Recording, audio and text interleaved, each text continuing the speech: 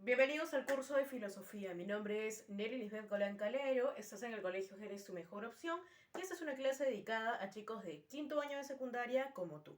En esta oportunidad vamos a tocar un tema más que importante, muy significativo debido a que lo abordamos dentro de las diferentes áreas en las que nos encontremos.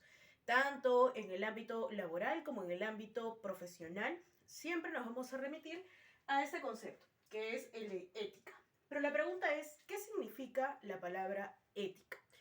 Ética viene de ethos, y ethos viene del griego que significa costumbre, morada o modo de actuar. Usualmente cuando nosotros hablamos de ética nos remitimos tradicionalmente a dos valores, ¿no? Uno que vendría a ser el valor de lo bueno y su correlato, en lo que vendría a ser el antivalor, el que nosotros denominamos lo malo.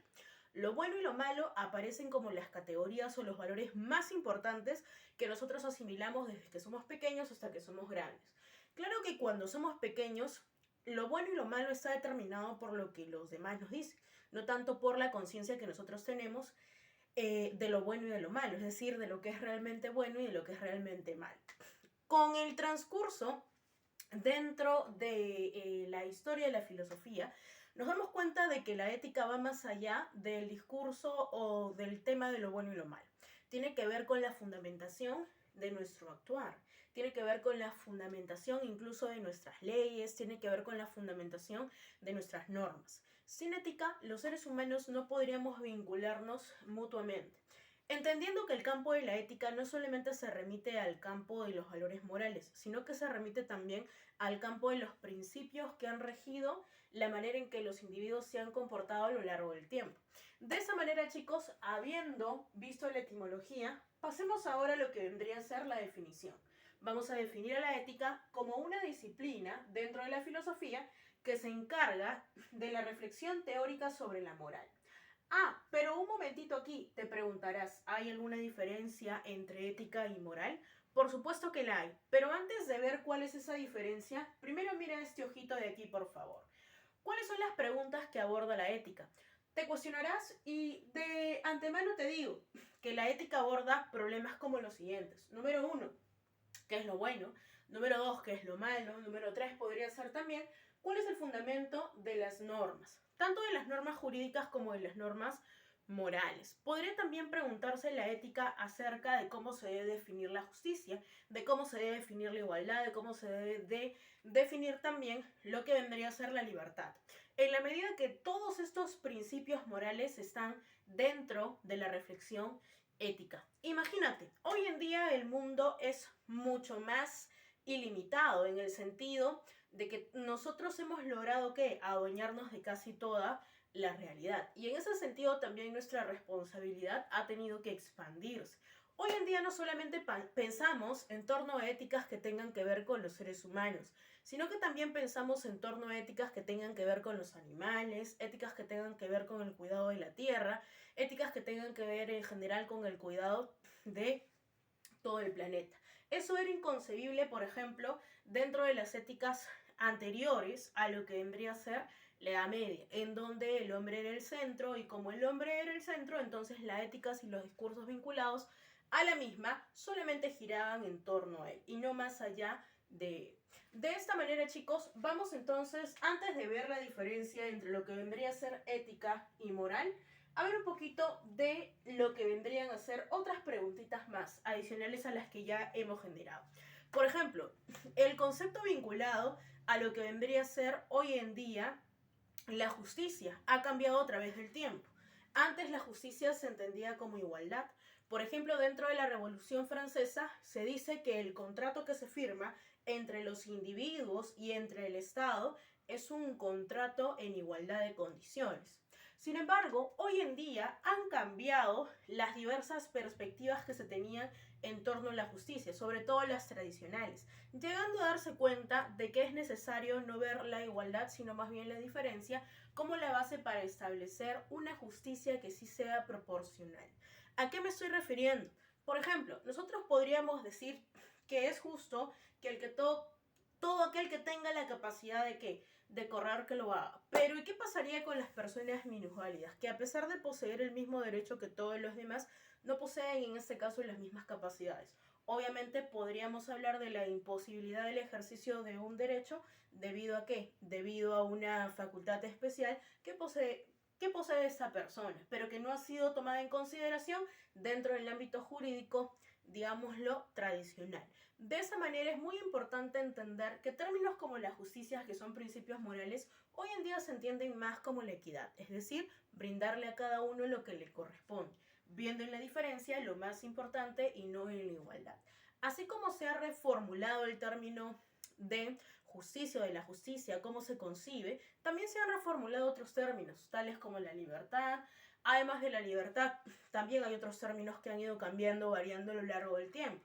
Por ejemplo, esto mismo que nosotros habíamos enunciado al principio, esto de lo bueno y de lo malo, va a variar según la cultura en la que nos encontremos, va a variar también según la sociedad, si es moderna, si es medieval, si es antigua, no solamente varía en torno a ello, sino que también varía de forma individual. Y de eso vamos a hablar de cierta manera cuando nos toque abordar la parte de las teorías éticas que se han generado hasta el día de hoy, lo cual haremos ya respectivamente dentro de la sesión de Zoom. Pero por ahora sigámonos aproximando a la ética. Y dentro de este fascinante mundo vamos a encontrar que lo primero que tenemos que hacer es diferenciar.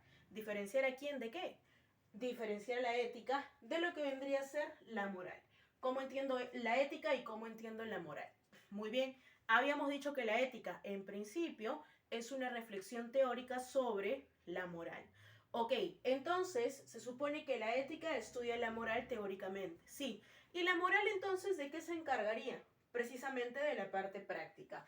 Es como si en un lado, que vendría a ser el lado de la ética, yo estableciera el principio que va a regir mi actuar, y en el otro lado, que vendría a ser la moral, yo estableciera la norma o la ley con la que me voy a regir y que también se va a notar porque va a implicar cierto comportamiento. Por ejemplo, para no hacerlo tan extenso, podríamos decir que uno de los principios éticos más antiguos es el que había postulado el gran Aristóteles. Aristóteles decía, en el plano ético, todos los hombres merecen ser felices. Éticamente hablando, la felicidad es el principio que rige a todos los hombres sobre la faz de la tierra.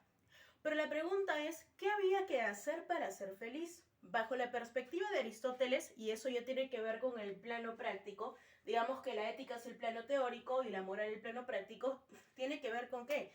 Con ciertas pautas que van a involucrar el cambio de mi conducta. Como por ejemplo, el seguir siempre el término medio. Por ejemplo, en un caso concreto, si para llegar a ser feliz, que es mi máxima con la que yo voy a actuar, necesito seguir el término medio en el plano práctico, frente a comer y frente a no comer, yo elegiré ni el defecto ni el exceso. Es decir, ni no comer ni comer en exceso, sino que más bien será el comer en un término medio. De igual manera con todos los demás actos que yo haga dentro de mi vida, sean actos que tengan que ver con las cuestiones más instintivas o sean actos que tengan que ver con otras dimensiones de mi vida humana. Para Aristóteles había una máxima y esa máxima se encontraba en el plano ético, es decir, el principio de la felicidad.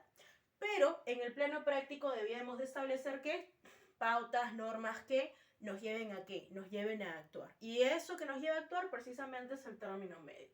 Pero no solamente Aristóteles ha enunciado un principio que rija el conjunto de normas o de códigos con los que vamos a actuar, sino que también otros sabios lo han hecho. Pero antes de pasar a ver quiénes lo han hecho además de Aristóteles, pasemos a ver algunas cuestiones básicas. Miren aquí por favor, dice ética, reflexión de la moral, establece efectivamente principios. Por ejemplo, el de la felicidad, que tiene que ver con la teoría eudemónica de Aristóteles. Pero Aristóteles no es el único, también está Epicuro con su búsqueda del placer y su doctrina en general es llamada la hedonista. Recordar que para el hedonismo la búsqueda del placer es el fin último de todos los individuos sobre la faz de la tierra. También debemos de recordar que ese placer no es el concupiscible, sino que más bien es un placer intelectual. Y al ser un placer intelectual está vinculado a la búsqueda de amigos, está vinculado también a lo que vendría a ser la reflexión teórica. Ahora bien, si dentro del plano teórico el principio que va a regir todas mis acciones, todo mi actuar es la búsqueda del placer, entonces en el plano práctico yo también voy a establecer ¿qué? Voy a establecer normas, voy a establecer códigos que me ayuden a cumplir ese principio máximo que yo he establecido. Por ejemplo, hoy en día absolutamente todas las leyes dentro de nuestra sociedad peruana y en general del mundo entero se configuran en torno a lo que vendríamos nosotros a denominar la Declaración de los Derechos Humanos, en donde la máxima o el valor más exaltable es la búsqueda de la libertad. Si nosotros nos damos cuenta, casi todas las sociedades modernas e industrializadas lo que quieren es ¿qué? Libertad. El término libertad está dentro de uno de los valores fundamentales a los que aspira la colectividad, no solamente en el Perú, sino a nivel mundial. Y ello lo podemos ver reflejado dentro de la Declaración de los Derechos del Hombre y del Ciudadano y dentro de la Declaración de los Derechos Humanos en general, ¿no? Todas nuestras leyes están configuradas para ello, ¿no? Para decir que el hombre es libre, para buscar lo que vendría a ser la equidad, etc.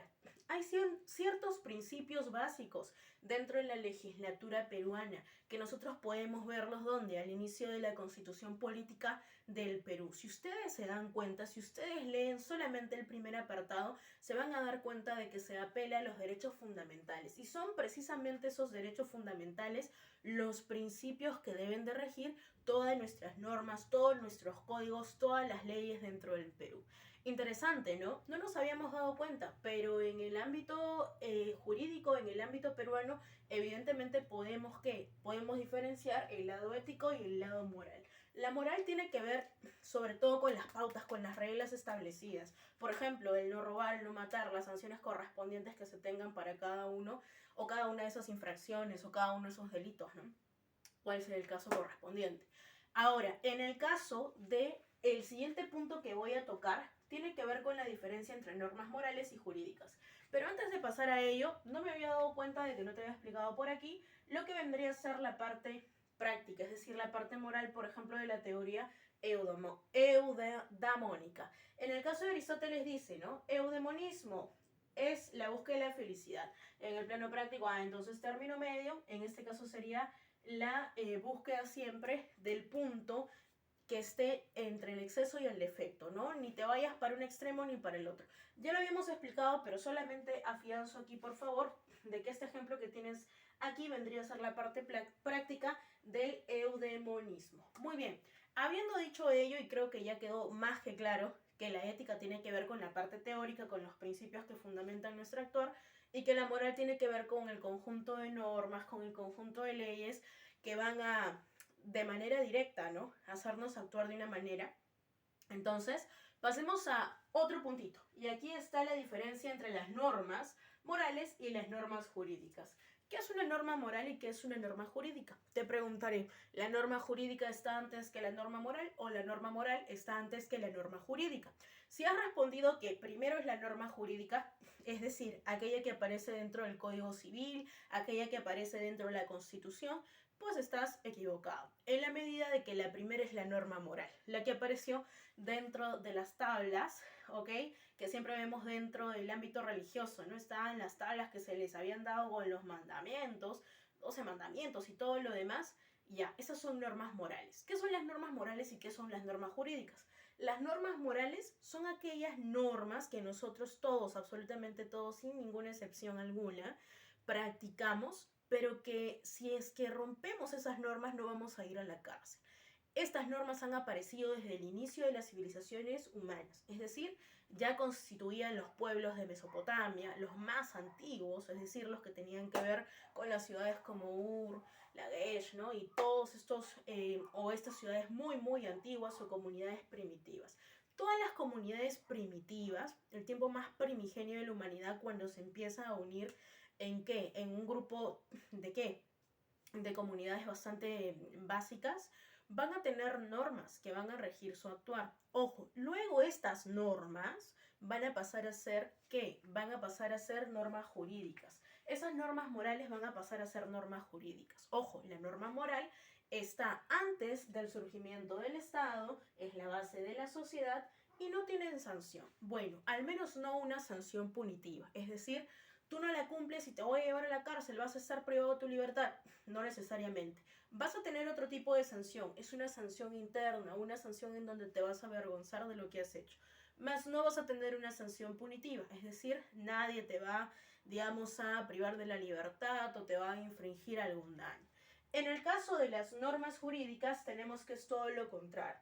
Aparecen después del surgimiento del Estado, imponen deberes y derechos y también tienen evidentemente una sanción. Estas sí tienen sanción, es decir, si es que no las cumples, obviamente va a haber un proceso jurídico, te pueden privar de la libertad, no solamente está la cuestión emocional. Un ejemplo de norma moral y de norma jurídica, ya, vamos a enunciarlos. Dentro de la norma moral, por ejemplo, tenemos el no matar, ¿no? El no matar que está dentro de uno de los mandamientos fundamentales. Sí, ese no matar es anterior siquiera al surgimiento de los estados modernos, mucho ojito ahí. Pero ese no matar se ha ido configurando en la legislación de diferentes maneras. Por ejemplo, ¿no? Todo aquel que asesine a otra persona ya es el homicidio, ¿no? Tiene tantos años dependiendo de cómo se ha constituido, si ha sido voluntario, si ha sido doloso o culposo, etc.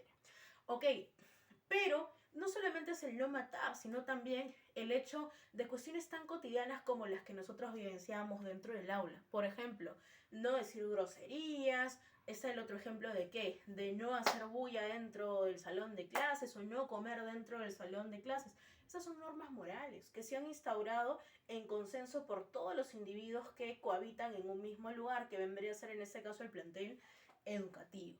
En ese sentido, las normas morales, si es que yo no cumplo, por ejemplo, por ahí la misma me atrapaba comiendo, ¿no? Un pedacito del pan porque estaba con hambre, pues no había tomado desayuno antes de llegar al salón.